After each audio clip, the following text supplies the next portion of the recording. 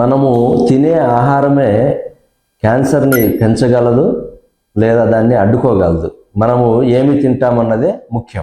క్యాన్సర్ని పెంచేటువంటి ఆహారం అధికంగా తినే చక్కెర, sweets, deep fries, processed food, red meat, processed meat, అధికంగా తినే జంక్ ఫుడ్. క్యాన్సర్ని ఎదుర్కొనే ఆహారం పసుపు, వెల్లుల్లి, ఆకుకూరలు, బ్రోకోలీ, క్యాబేజీ, బెర్రీస్, సిట్రస్ పండ్లు, గ్రీన్ టీ, నాటు ధాన్యాలు. రోజు మన ప్లేట్లో ఎక్కువ రంగుల కూరగాయలు, పండ్లు ఉండాలి.